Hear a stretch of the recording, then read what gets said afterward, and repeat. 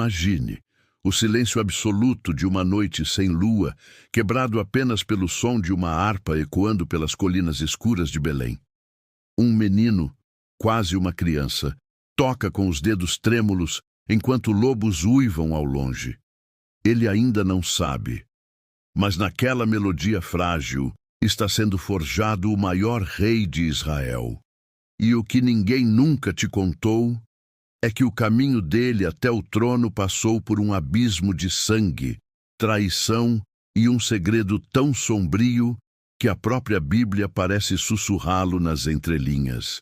Você já se perguntou por que Deus escolheu justamente Davi, o pastor, o adúltero, o assassino?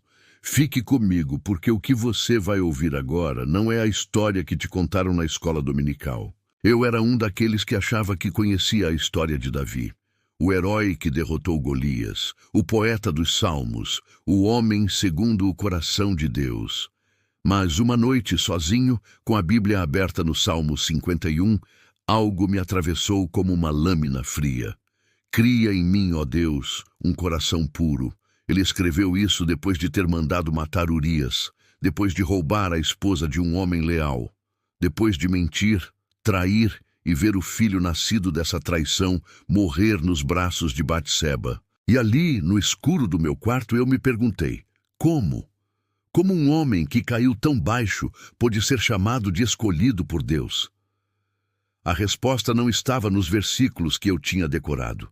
Estava no silêncio entre eles, no que a Bíblia não diz explicitamente, no que Davi talvez nunca tenha confessado em voz alta. Foi aí que eu mergulhei. Não como um estudioso ou pregador, mas como alguém que já sentiu o peso de um erro que parece não se apagar. E o que eu encontrei me fez tremer. Tudo começou em uma caverna, não a de Adulão, onde Davi se escondeu com seus homens, mas uma caverna antes disso. Uma que não tem nome na Bíblia, mas que parece existir nas entrelinhas do capítulo 22 de 1 Samuel. Davi estava fugindo de Saul.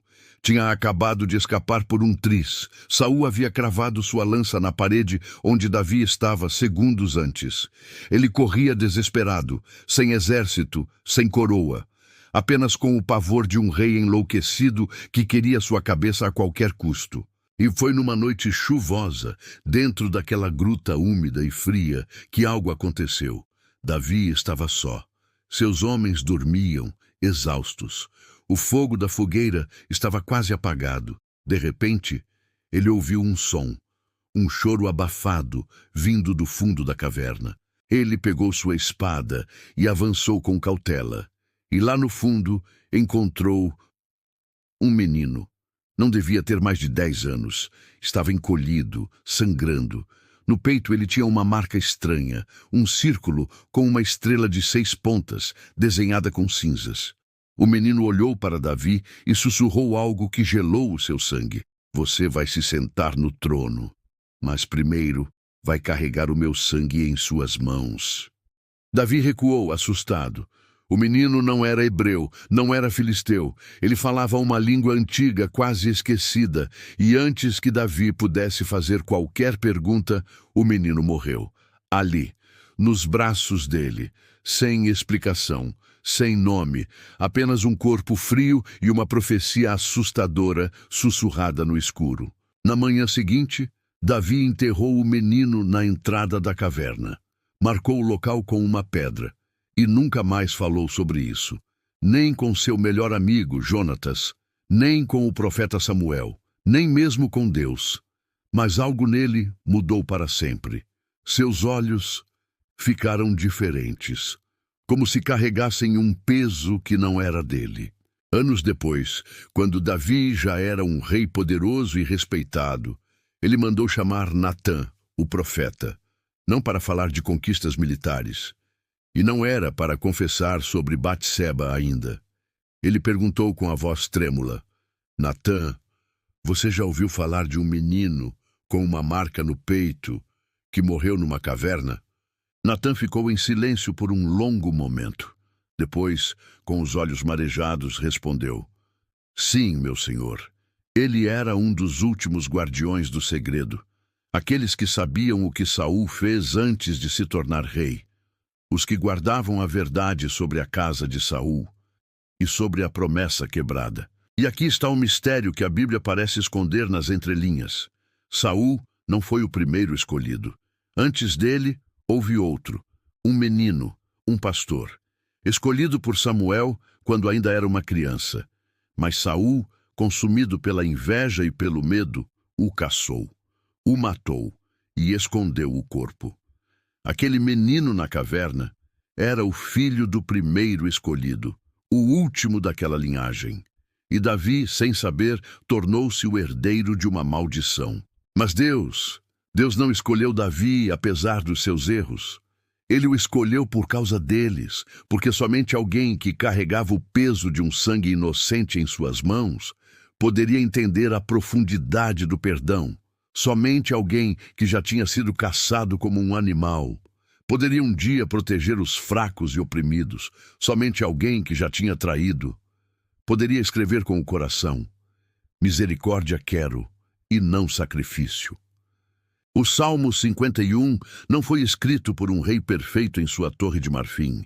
Foi escrito por um homem que conhecia o gosto amargo do sangue em suas mãos, que sentia o cheiro úmido daquela caverna toda vez que fechava os olhos, que carregava em seu peito a marca invisível de um menino que ele nunca conheceu de verdade. E agora, eu te pergunto, você já sentiu isso?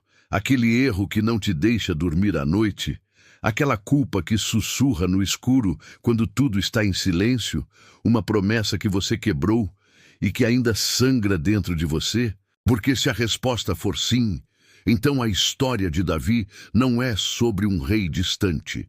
É sobre você.